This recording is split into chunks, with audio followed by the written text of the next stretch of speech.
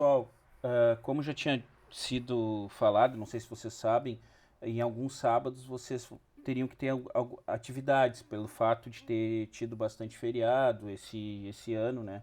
Principalmente nas segundas-feiras. Então, como atividade para esse sábado, eu resolvi gravar uma videoaula, que vai ser curtinha essa aula, sobre o pensamento do Pierre Bourdieu, tá? Que é um filósofo anarquista do século XIX. E o que vai ser cobrado de vocês em relação à presença, e também eu pensei no seguinte modo de que vocês pudessem utilizar na mesmos moldes daqueles trabalhos que eu venho pedindo para vocês para compor a aula, a nota do, do, da primeira avaliação. Então eu acho o seguinte, essa aula ela não vai contar como uma nota como nota da primeira avaliação ou da segunda avaliação. Se vocês fizerem esse trabalho,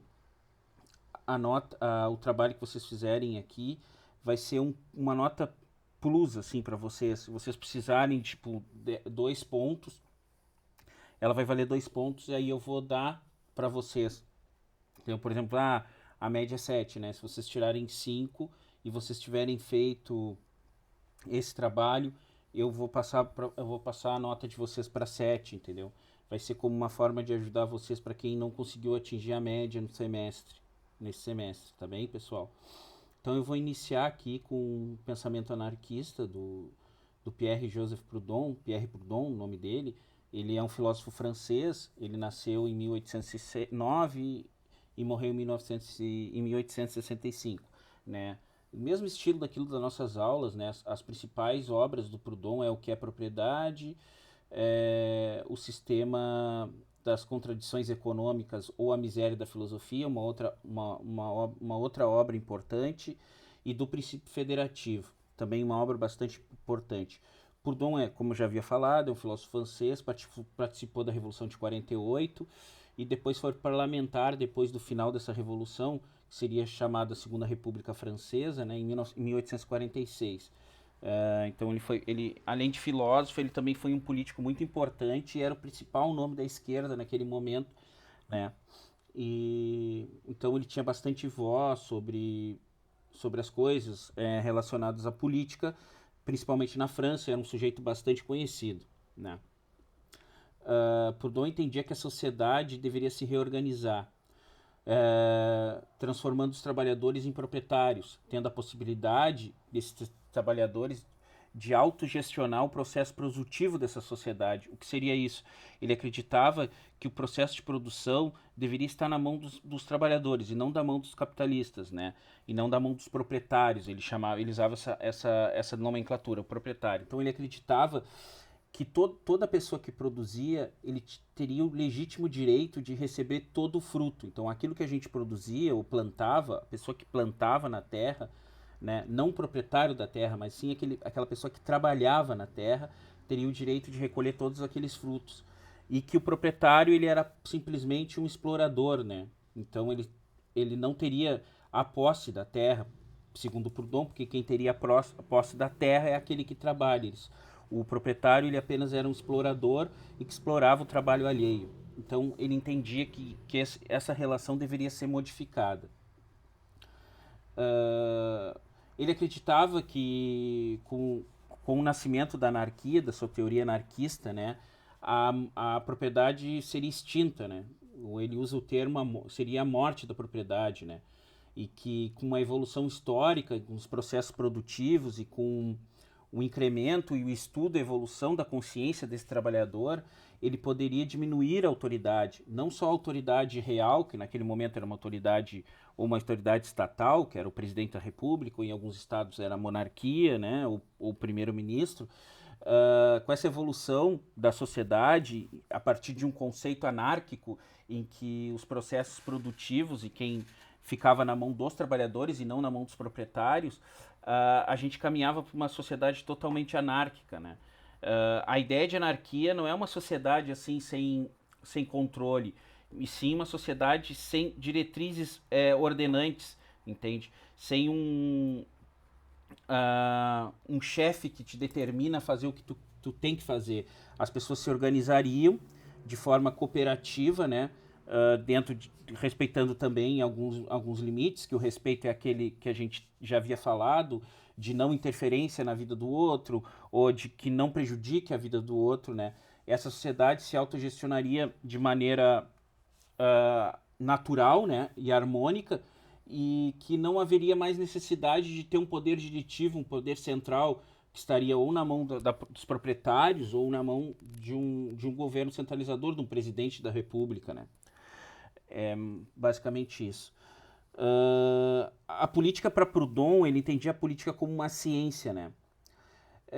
Ele falava a verdade da política, ou a ciência da política, existia independentemente, a política existia independentemente dos soberanos, da opinião da maioria e das crenças populares. Nesse sentido, os governantes, as nações, os magistrados, como a vontade, não podiam ser considerados como ciência, entende? Isso não é uma ciência, né? A ciência está em fazer política, em o ato de fazer política. Os governantes, as nações, os magistrados, eles são gestores dessa política, né? Eles estão impondo uma política a partir de uma determinada razão subjetiva em que colocaram eles como detentores daquele poder.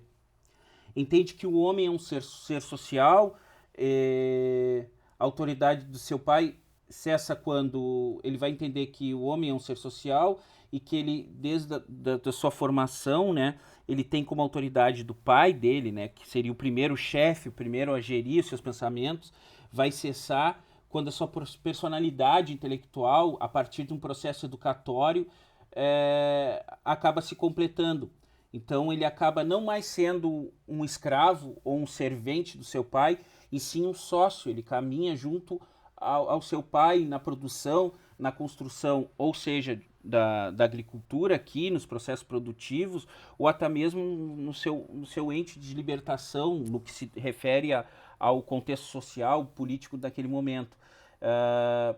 Essa relação que ele faz entre o pai, a gente pode fazer também a mesma relação, é uma relação que ele está querendo dizer, fazer um comparativo entre o pai e o governante, ou o presidente, aqui o rei.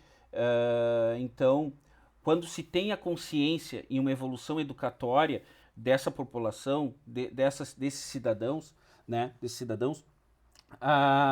consegue-se mostrar a verdade e demonstrar que realmente os indivíduos não necessitam de uma ordem diretiva do que se deve ou que se não deve fazer.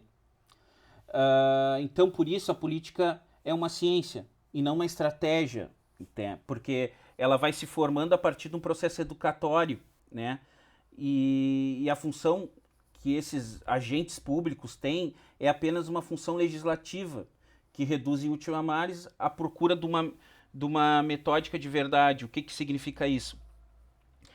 Os legisladores ou os governantes, eles vão elaborar uma série de legislações que vão impedir o processo político ou o processo de discussão, de libertação política.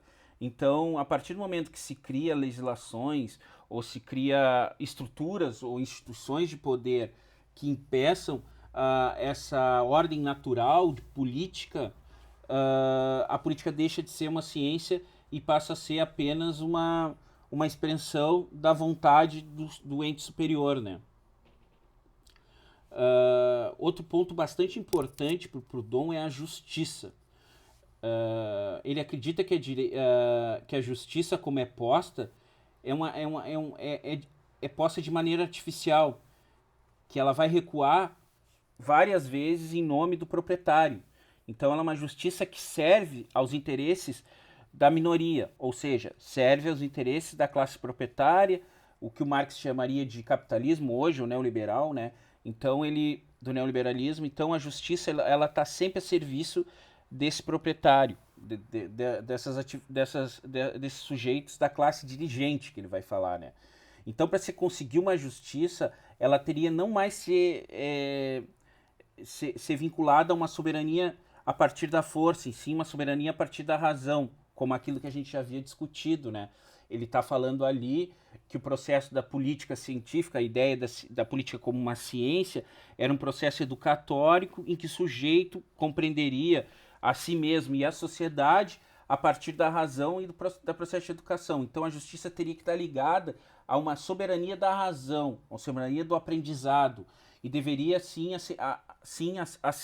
acabando ser obsoleta, porque não existiria mais sentido ter as instituições coercitivas, já que o cidadão iria evoluir a tal nível educacional e se libertaria a partir de uma ideia política que não necessitaria mais uma coerção a partir de uma lei que determinasse o que é certo ou o que é errado. Né? O homem busca justiça na igualdade, a sociedade busca a ordem na anarquia. Então é isso. Se transformaria uma sociedade tão igual que não faria sentido mais a gente se colocar aí um processo coercitivo, umas instituições de justiça, seja um advogado ou um juiz, ou instituições jurídicas mesmo, né? Ele acreditava bastante nisso, em que a harmonia social, com o fim das desigualdades, se buscaria então uma sociedade anárquica em que regimentaria tudo isso, e aí seria uma sociedade ordenada, uma ordem bem esclarecida, né? Que governaria de maneira justa todos. As grandes diferenças entre anarquismo e comunismo, vocês podem até se perguntar, que eu acho que já se caminha para o final da aula, né? O anarquismo ele tem uma ausência de um chefe diretivo, de um mestre, torna o homem como a própria regra, a sua vontade como a lei. Então, o anarquismo ele é a ausência total de uma atividade, de uma autoridade diretiva, de uma autoridade com poder soberano. Já no comunismo, ele busca a igualdade e a lei, coisas que aqui a gente não busca. A gente está tentando, no anarquismo, acabar com a legislação e buscar uma legislação, uma ideia comum em que todos se organizem em torno do pensamento comum. A propriedade é nascida na soberania da razão, para os comunistas. O senso de mérito pessoal, que era acima de tudo independência e proporcionalidade. Mas o comunismo, confundindo uniformidade com lei, nivelando com igualdade, se torna tirânico e injusto. O que ele está querendo dizer aqui é o seguinte: as experiências que nós tivemos sobre o processo comunista, ou o processo marxista, ou socialista, então um exemplo, o processo socialista mais correto a afirmação, eles acabaram se tornando tiranias pelo fato que se acreditou muito na produção legislativa. Coisas que os anarquistas já haviam alertado, principalmente ao pensamento marxista e aos seguidores do pensamento marxista, que a produção dessa lei acarretaria a transferência do poder dirigente, que até então era na mão da classe proprietária, da classe burguesa, passaria para a classe proletariada, mas não para todo o proletariado, e sim para algumas castas do proletariado, a classe dirigente proletariado. Então a gente só estaria trocando de quem era o poder, e não estaríamos abrindo uma sociedade mais justa e mais igualitária. O anarquismo busca isso como fim da legislação, uma legislação que orienta, que determina o que a gente deve ou não deve fazer, a partir de uma ideia de bem comum, de uma construção de algo comum entre a sociedade. Então essa é a busca do anarquismo. Essa é a busca incessante que o anarquismo busca, né? Uma sociedade que baliza a ideia de igualdade, se consistir apenas nas condições. A lei, aqui a lei de uma outra forma, a lei de uma ideia de conversação política em que as decisões são a todo momento feitas de modo comunitário e não determinadas assim por um juiz de cima para baixo, mas sim de baixo para cima, em uma construção social mesmo, uma independência individual, mas não só uma independência individual egoística, mas sim uma autonomia baseada na razão, né? Por exemplo, eu tenho 1000 hectares de soja, eu tenho que plantar, eu sozinho eu não vou conseguir recolher esses frutos, então eu preciso do coletivo para poder recolher, para poder receber esses frutos e depois lucrar ou fazer as trocas sobre esse produto que eu plantei e que eu colhi.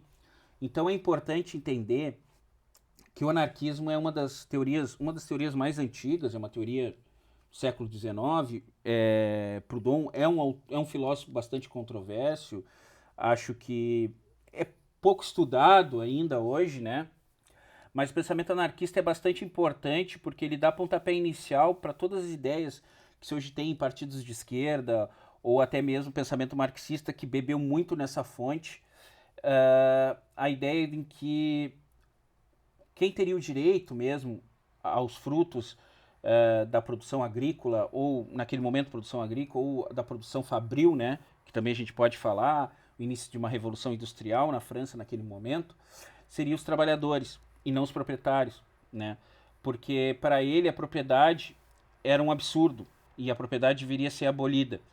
E que ele vai jogar esse conceito em que todas as propriedades, e todas as propriedades rurais ou propriedades fabris, deveriam ser comandadas pelos trabalhadores e de maneira cooperada. Então a ideia de cooperativa que se tem hoje também é muito voltada à ideia de propriedade, de ideia de produção em que o pensamento de Proudhon, que Proudhon escreveu, né?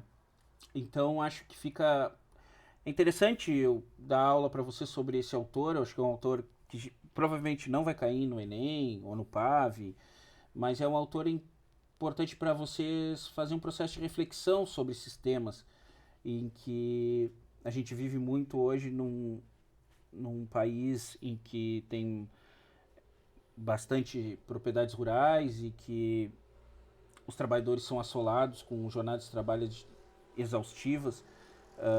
Pouca coisa parece que mudou de lá para cá, mas eu acho importante vocês fazerem essa reflexão em que o trabalho produzido ele é muito mais importante do que a propriedade em si. Pessoal, muito obrigado pela atenção de vocês, quem chegou até o final aqui desse vídeo. Acredito que seja útil para vocês esses 15 minutos aí sobre a teoria anarquista, e que façam um bom proveito e que consigam descansar esse feriado, e segunda-feira a gente se vê de novo, e até mais.